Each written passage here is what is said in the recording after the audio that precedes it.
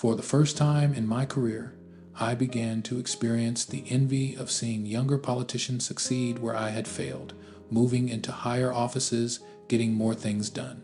The pleasures of politics, the adrenaline of debate, the animal warmth of shaking hands, and plunging into a crowd began to pale against the meaner tasks of the job. The begging for money, the long drives home after the banquet had run 2 hours longer than scheduled, the bad food and stale air, and clipped phone conversations with a wife who had stuck by me so far, but was pretty fed up with raising our children alone and was beginning to question my priorities.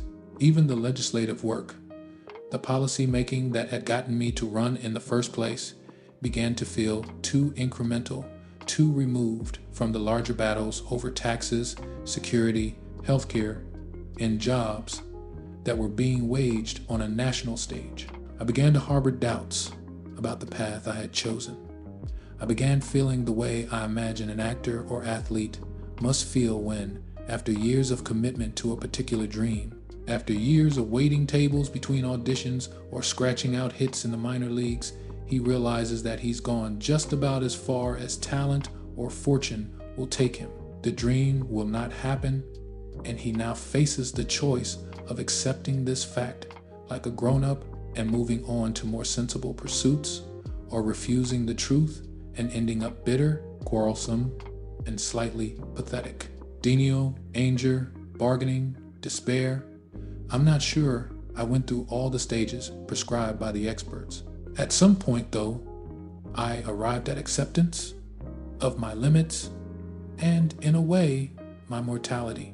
I refocused on my work in the state Senate and took satisfaction from the reforms and initiatives that my position afforded. I spent more time at home and watched my daughters grow and properly cherished my wife and thought about my long-term financial obligations. I exercised and read novels and came to appreciate how the earth rotated around the sun and the seasons came and went without any particular exertions on my part.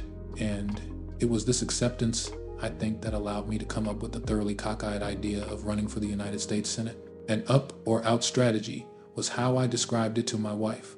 One last shot to test out my ideas before I settled into a calmer, more stable, and better paying existence. And she, perhaps more out of pity than conviction, agreed to this one last race, though she also suggested that given the orderly life she preferred for our family, I shouldn't necessarily count on her vote. I let her take comfort in the long odds against me. The Republican incumbent, Peter Fitzgerald, had spent $19 million of his personal wealth to unseat the previous Senator, Carol Moseley Braun. He wasn't widely popular.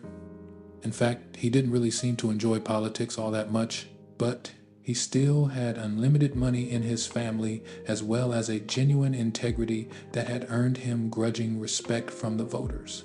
For a time, Carol Moseley Braun reappeared, back from an ambassadorship in New Zealand and with thoughts of trying to reclaim her old seat. Her possible candidacy put my own plans on hold. When she decided to run for the presidency instead, everyone else started looking at the Senate race. By the time Fitzgerald announced he would not seek re-election, I was staring at 6 primary opponents, including the sitting state comptroller, a businessman worth hundreds of millions of dollars, Chicago Mayor Richard Daley's former chief of staff, and a black female healthcare professional who the smart money assumed would split the black vote and doom whatever slim chances I'd had in the first place. I didn't care. Freed from worry by low expectations, my credibility bolstered by several helpful endorsements, I threw myself into the race with an energy and joy that I thought I had lost.